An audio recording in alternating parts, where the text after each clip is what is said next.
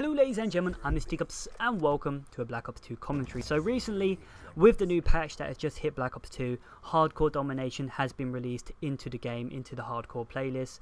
And I've just got to say, it's absolutely fucking amazing. You know, I'm so glad they're starting to show Hardcore some love because I'm a Hardcore player in COD. It was getting a little bit stale, you know, it was just hardcore team deathmatch, search and destroy and kill confirmed.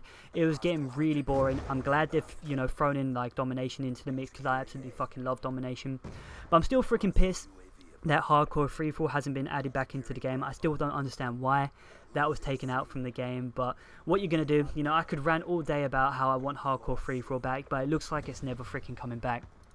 But yeah, today we're going to be talking about Hardcore Domination, you know, and how I want to talk about how I approach Hardcore Domination, or how I play this mode, you know, what setups I use and what score streaks I use. So the gameplay in the background, it's obvious, it's some Hardcore Domination. I end up going 46-9, which is a pretty decent score for Hardcore. I do make some really retarded mistakes. I'm about to make one coming up these stairs right now. This guy, I thought he was putting down a bouncing betting. Turns out he put down a tactical insurgent and he ends up shooting me in the back. And yeah, I make a few retarded deaths this game. I probably could have avoided around about 4 or 5 deaths, but what you're gonna do. But other than that, it's pretty solid gameplay. I thought I really helped out the team because I joined this game, you know, it was a few points of the way through. I think it's around about 10 or 15 points through, and we were losing, so I felt, you know, I picked up the team a little bit and we end up winning. We actually do lose like 2 players later on, and we never get those back, so, you know, we're playing with a few less players than the enemy team, and we end up winning, so it's a pretty decent gameplay. But yeah, I want to talk about how I approach hardcore, and it's generally the same as I approach core. I patrol around the map. This is standoff, it's probably one of the best maps in Black Ops 2 at the moment. It's probably one of the most balanced. I absolutely freaking love this map, but it's so easy to patrol the outskirts of this map.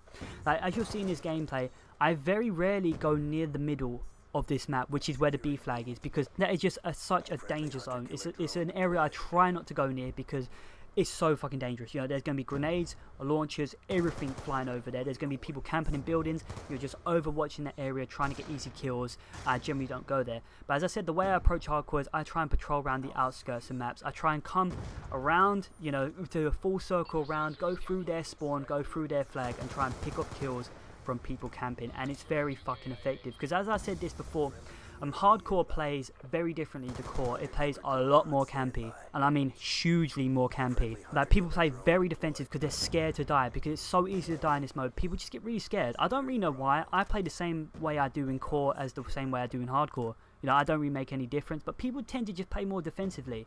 I really don't understand that, because it ends up getting them killed more, because they end up just sitting around one place, and I end up just coming, you know, through the back and just fucking kicking them in the ass. You know, it's really easy kills for me. But if you want to improve your hardcore gameplay, definitely try and patrol the outskirts of the map. You know, you'll pick up very easy kills from people camping, and people who think they're safe. You know, just because hardcore, you know, they think like they're playing defensively, they feel safe in their spawn. But if you're rushing around the back, they're not going to be safe, and you're going to get hugely easy kills. But now, before I talk about my setup for this game, I want to talk about score streaks, because score streaks are so prominent in hardcore, it's unreal. Score streaks will make or break, you know, win or lose you a game in this game mode. It's simple as that.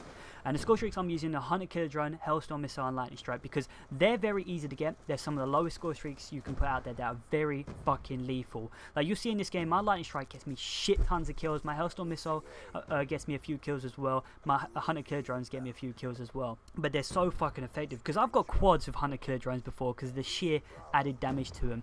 You know, they're freaking amazing. But this is the thing, the reason why I'm using these such low kill streaks is because in hardcore, generally, you're not going to get on higher kill streaks. You really aren't. It's difficult to get on higher kill streaks in this game mode. But the thing is as well, even if you put on those higher kill streaks, say like V2 Warship, Swarm, K9 Unit, they're really not effective in this game mode. Trust me, I've used Swarm, Dogs, V2 Warships before in hardcore. I would just say they're shit, you know, because you need huge scores, you know, like 1800 points. I think it's 1800 points or 1900 points for a Swarm.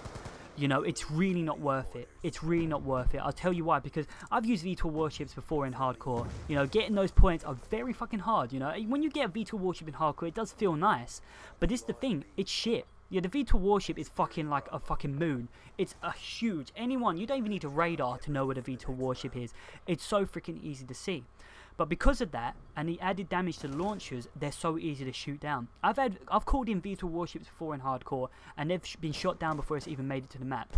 You know, and I was just sitting there just like, I just got, how much is the V2 Warship? I think it's like 1500 points. I just got 1500 points for that.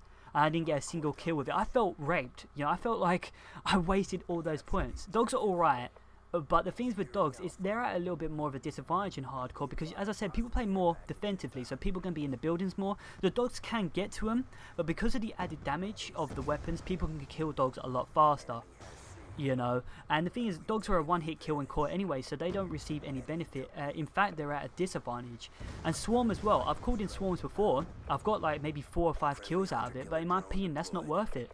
It's really not worth it because, you know, people do, as I said, yeah, I'm repeating myself, but it's so, you know, it's just the way it is. People play more defensively. You know, swarms can't fly through windows and kill people indoors. You know, but let's draw a conclusion to the score streaks. Because as I said, the higher score streaks are shit. You know, in hardcore, the lower score streaks are the best score streaks. Simple as that. UAVs are better than swarms in my opinion. They can win you games. Another setup I would use, a UAV counter UAV VSAT. Jesus Christ. I know the VSAT 1200 points is pushing it, you know, that's quite hard to get in hardcore. But if you get one of those, especially in hardcore team deathmatch, you're going to win the game. You know, hopefully you're not running with a bunch of retards, but you will win the game. UAVs in like hardcore domination as well will help you capture points. If you throw up a UAV, you'll easily capture B because you'll know where everyone is. Because generally people don't run ghosts in hardcore, you know, because there's no radar. They feel safe, so they're not entitled to using ghost. But you know, it's easy kills like that. Another setup I would use as well is Sentry Gun and Guardians. Sentry Gun, in my opinion, in this game is too overpowered. I think it's only 800 points to get a Sentry Gun. Jesus Christ, a Sentry Gun is instant death. Holy God, if that, like, in hardcore, if it locks onto you, you're dead, no matter what. It will shoot through walls, it will do anything it can to just ruin your day. It's so fucking powerful, and what annoys me about it is that you can't one-hit knife it. In Modern Warfare 2, like, the Sentry Gun was pretty decent, but I felt it was balanced the fact that you could just run behind it and just get an easy knife on it. But this game, you know, you got to sit there with a black hat trying to destroy it. You got to chuck grenades at it. You got to shoot it to death. It can take a while to kill. And in my opinion, it's really overpowered. But it's so hugely effective in hardcore. Like if you throw that, if you've got C for example, you put that in C, you're going to probably hold C for the rest of the game. Oh my God. But yeah, they're the score streaks I'd use. You know, Hunter Killer Drone, Hellstorm Missile, Lightning Strike. Any of the lower score streaks, probably 1200 points below, are amazing for hardcore.